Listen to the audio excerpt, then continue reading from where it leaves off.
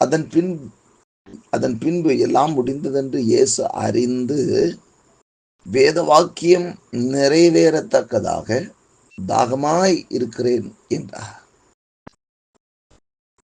தாகமாய் இருக்கிறேன் என்றார். இயேசு கிறிஸ்து கல்வாரி சிலுவில பேசின வார்த்தைகள் 5வது வார்த்தை தாகமாய் இருக்கிறேன். அவர் தன்னுடைய தாகத்தை வெளிப்படுத்துகிறதை பார்க்கிறோம். இந்த உலகத்துல கொடியதொன்று இந்த தாகம். தாகம் என்பது அது டோட்டலா நம்முடைய உடம்புல பார்த்தோம்னா மெஜாரிட்டி அதிகப்படியானது நீர் சத்தை கொண்டது.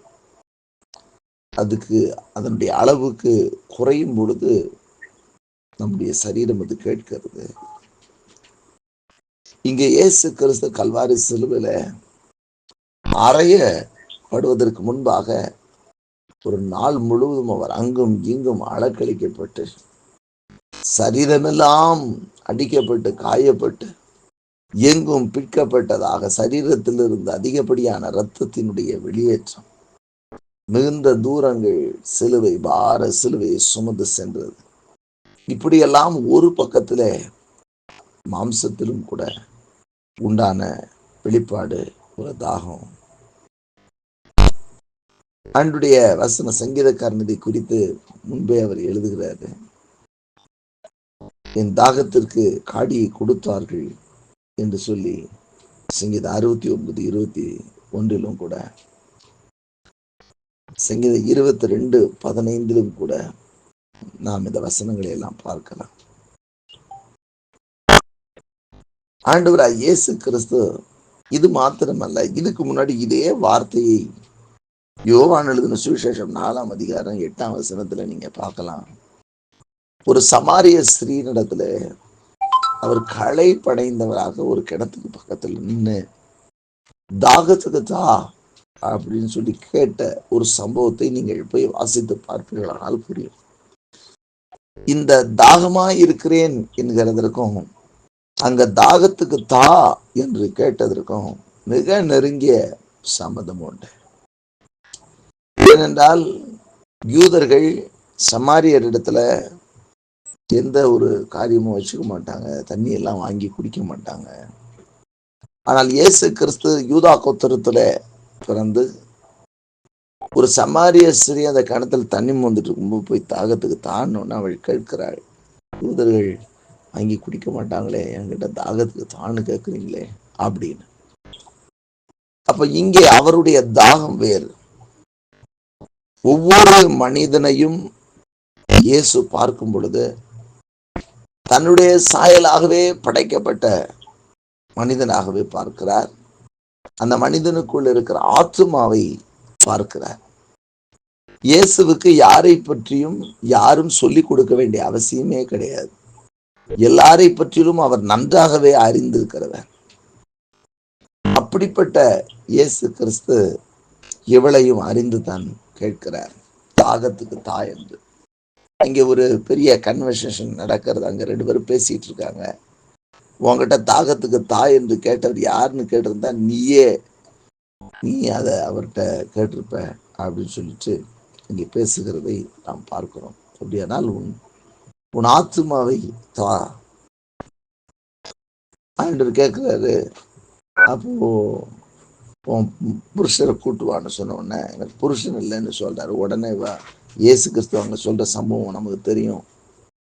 அந்த இடத்துல இல்லை, ஏற்கனவே 5 பேர் இருந்ததும் கிடையாது அப்படின்லாம் விஷயத்த சொன்ன உடனே இவள் வேகமாக குடத்தை வைத்து விட்டு ஊருக்குள்ள போய் என்னை குறித்த எல்லாவற்றையும் சொல்லுகிறார், வந்து பாருங்கள் அவர் மேசியாவா அப்படின்னு சொல்லி அங்க சொல்லுகிறதை பார்க்கிறோம்.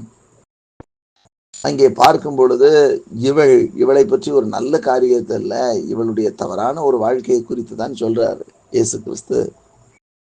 ஆனாலும் அவளுக்குள்ள பாருங்க ஒரு மாற்றம். இயேசு பேசிக்கிட்டு இருந்தோடனே வந்து பாருங்க ஊரையே கூப்பிட்டுட்டு வந்தாங்க. அந்த சமரியால இருந்த அந்த ஊருக்காரங்க அத்தனை பேரும் ஒரு பெரிய கூட்டம் வர்றாங்க. அப்ப இயேசு பேசுறத கேட்கறாங்க. அப்புறம் கூட்டு போய் 2 நாள் அங்க இருக்கிறாரு. அப்ப அவங்க கொடுக்குற ஸ்டேட்மெண்ட் சாட்சி எல்லாரும் வேற வேற சொல்லுவாங்க. ஆனா அவங்க சொல்லுவாங்க, மெய்யாகவே இவர் உலக ரட்சகர் என்று சொல்லி அவர்கள் சொல்லுவார்கள். அப்படியானால் எல்லா ஜனமும் ரட்சிக்கப்படணும். யூதா கோத்திரத்தை மாத்திரம் அல்லது இஸ்ரவேல் ஜனங்களை மாத்திரம் ரட்சிக்க வரல. அவருடைய தாகம் என்ன? எல்லா மனுஷனும் ரட்சிக்கப்பட வேண்டும் என்பது. ஆகவேதான் அந்த தாகத்தை இந்த இடத்துல அவர் சொல்லுகிறதை பார்க்கிறோம். தாகமா இருக்கிறேன். அன்றைக்கு ஒரு சமாரிய ஸ்திரீயின் இடத்துல அவர் பயன்படுத்தினார். இன்றைக்கு கல்வாரி சிலுவிலே மொத்த உலகத்தின் பாவத்தையும் இதற்கு முன்னாடி சுமந்து தீர்த்தார். கைவிடப்பட்டார். அப்ப அவருக்கு எல்லாம் முடிந்தது என்று அறிந்து என்று சொல்லி எழுதப்பட்டிருக்கும் பாருங்க. அதுல 28ஆம் வசனத்துல வாசிக்கும், எல்லாம் முடிந்தது என்று இயேசு அறிந்து தனக்கு ஆண்டவர் என்னென்ன குறிச்சிருந்தாரோ இதுல பாத்தீங்கன்னா இந்த யோவான் 4 சொல்வாரு, அப்போ அங்க என் பிதாவின் சித்தத்தை நிறைவேற்றி முடிப்பதே எனக்கேற்ற போஜனமா இருக்குதுன்னு சொல்லி, அப்ப பிதா தன்னை குறித்து என்னென்ன சித்தம் வச்சிருந்தாரோ, திட்டம் வச்சிருந்தாரோ, அந்த திட்டத்தெல்லாம் செஞ்சு முடிச்சாச்சு அப்படின்ற அந்த ஒரு நிறைவோடு கூட அவர் இப்பொழுது, ஏன்னா பாவம் மொத்த பாவத்தையும் அதுக்கு முன்னாடி நம்ம நேற்றைய தினத்துல அவர் சுமந்து தீர்த்ததை நாம் பார்த்தோம். உலகத்தின் மொத்த பாவத்தையும் கல்வாரி சிலுவில அவர் சுமந்து தீர்த்தார். மொத்த பாவத்தையும் அவர் சுமந்து தீர்த்து முடிச்சதுக்கு அப்புறம் தான் இப்ப சொல்றாரு, உலகத்தின் பாவத்தை நான் சுமந்து தீர்த்தாயிற்று. இனிமே இதை பயன்படுத்தி கொள்ளுகிறவர்கள் எல்லாம் அந்த ரட்சிப்புக்குள் வந்து விடலாமே. என் ஆத்மா இதற்காகத்தானே வியாகுலப்பட்டது, இதற்காகத்தானே இப்படிப்பட்ட அடிகளைப்பட்டது அப்படின்னு சொல்லிட்டு இப்பொழுது பொதுவாக எல்லாருக்கும் ஒரு அழைப்பை கொடுக்கிறார். நான் தாகமா இருக்கிறேன். எப்படி ஒரு சமாரிய ஸ்திரியை காண்டவர் ஒரு அழைப்பை அந்த இடத்துல இவருக்கு தாகம்னு சொல்லி அவள்கிட்ட போய் பேசி அவளை அவங்க ஊர்ல இருக்கிறவங்க எல்லாரும் ரட்சிப்புள்ள வருவதற்கு ஏதுவாய் மாறினது போல, இப்பொழுது உலகத்துல இருக்கக்கூடிய எல்லா மனுஷருடைய பாவத்தையும் இயேசு சுமந்து தீர்த்தாயிற்று. ஆகவே அதை முடிந்தது என்று அறிந்து அவர் கேட்கிறார், தாகமா இருக்கிறேன், ஒரு மனுஷனும் கெட்டு போவது எனக்கு சித்தம் அல்ல என்று சொல்லி தன் தாகத்தை அந்த இடத்துல வெளிப்படுத்துகிறார். தன்னுடைய உலகத்தின் பாவத்தை சுமந்து தீர்த்து ஆயிற்று, எல்லாத்தையும் முடிச்சுட்டேன், சுமந்து தீர்த்துட்டேன்.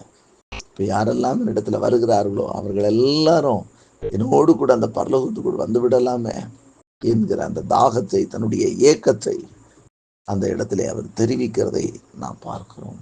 இயேசு தாகமா இருக்கிறேன் என்று அவர் அதற்காகவே சொல்லுகிறார்.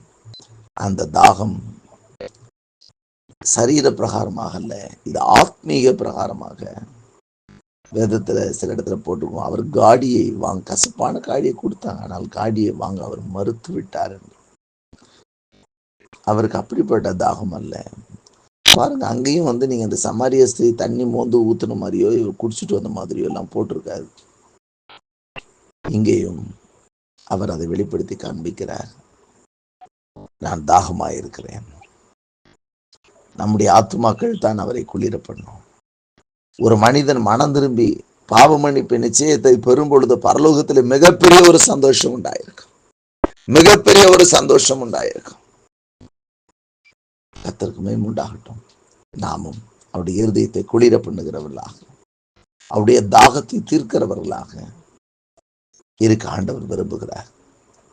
ஒவ்வொருவரும் மனம் திரும்பவும் பாவ மன்னிப்பு நிச்சயத்தை உடையவராக இருக்கவே தேவன் விரும்புகிறார். அதுவே அவருடைய தாகம். அதற்காகவே இவ்வளவு பாடுகள், எல்லாவற்றையும் அதற்காகவே அவர் நிறைவேற்றினார். பிதாவுடைய சித்தத்தை நிறைவேற்றி முடிப்பதே என்னுடைய கிரியா இருக்கிறது என்று சொன்னவர் அதற்காகவே இவ்வளவு பாடுகள். மகிமையான சிங்காசனத்தை விட்டு, மகிமையான இடத்தை விட்டு இந்த பூமிக்குள் மனிதனாக அவதரித்து தான் நிறைவேற்றி முடித்த பின்பு தன்னுடைய கடைசி சொட்டு ரத்தத்தையும் சிந்தினவர், நமக்காக காயப்பட்டு பாவத்தை எல்லாம் தான் மேல சுமக்கப்பட்டு பிதாவாகிய தேவன் இமைப்பொழுது கைவிடப்பட்ட ஒரு சூழ்நிலையில் நின்று கடைசியா சொல்றார், தாகமா இருக்கிறேன். நீங்களும் நானும் அவருடைய தாகத்தை தீர்க்கிறவர்களாக, எப்படி ஒரு சமாரிய ஸ்திரீக்குள் மாற்றம் ஏற்பட்டு இயேசுவின் தாகத்தை தீர்க்க தொடங்கினாலோ, எப்படி அவளுக்குள் ஏற்படுத்தப்பட்ட மாற்றம் மொத்த சமாரியாவில் இருக்கக்கூடியவங்களோ இயேசுவை ஏற்றுக்கொண்டு அவர் உலக ரட்சகர் என்று சொல்லி சொன்னார்களோ, அப்படி அநேகரை அவருடைய தாகத்தை தீர்க்க கொடுப்படியாக அநேகர கிறிஸ்தவண்டையில நடத்துவதற்கு தேவன் நம்ம இடத்துல அவர் எதிர்பார்க்கிறார். நான் தாகமா இருக்கிறேன். இன்னைக்கு நாமும் அநேக நம்முடைய சுயத்தை பார்த்து கொண்டிருக்கிறோம். என்னுடையது, எனக்கு எனக்கு இன்னும் அதை தரல ஆண்டவர், எனக்கு இன்னும் இதை தரல ஆண்டவர். உயிரையே கொடுத்திருக்கிறார், நமக்கு ஜீவனையே கொடுத்திருக்கிறார். தன்னுடைய மகிமையான இடத்த விட்டுட்டு இறங்கி வந்து இப்ப நம்ம கிட்ட அவர் கேட்கிறாரு, நான் தாகமா இருக்கிறேன். ஒரு சமாரிய ஸ்திரீ, ஒரு நல்ல பெயர் கிடையாது, தனக்கு இருந்த 5 புருஷர் கிடையாது. அப்ப அவளை அந்த ஊர்ல எந்த அளவுக்கு நினைச்சிருப்பாங்க, ஒரு நிமிஷம் யோசிச்சு பாருங்க. அப்படிப்பட்டவளை கொண்டு ஒரு ஊரே திரும்பி இயேசுதான் ரட்சகர்னு அறிக்கை செய்ய வைக்க முடியும்னு சொன்னா, உங்களை கொண்டு, என்னை கொண்டு அவர் பெரிய காரியங்களை செய்ய விரும்புகிறார். ஆண்டவருடைய எதிர்பார்ப்பு, ஆண்டவருடைய எதிர்பார்ப்பு ஒரு நற்பெயர் இல்லாத ஒரு ஸ்திரீக்குள்ள மாற்றம், அவளை கொண்டு ஊரே திரும்புதுன்னா நம்மை குறித்து என்ன? நம்மிடத்தில் தான் கேட்கிறார், தாகமாயிருக்கிறேன், தாகமாயிருக்கிறேன். என் தாகத்தை தீர்க்கும்படி அழிந்து கொண்டிருக்கிற ஆத்துமாக்களை கண்ணோக்கி பார்ப்பாயா, வைத்து வருவாயா என்கிற மாதிரி சிலுவையில இயேசு கிறிஸ்து நம்மிடத்துல கேட்கிறார். இன்றைக்கும் அந்த சத்தம் நம்முடைய காதுகளில் துடிக்கிறது, தாகமாய் இருக்கிறேன். அவருடைய தாகத்தை தீர்க்க நம்மை நாம் அர்ப்பணிப்போம். நாமும் அந்த ரட்சிப்பில் நிலைத்திருப்போம். அநேகரை ரட்சிப்புக்குள் வழி நடத்துவோம். கர்த்தர்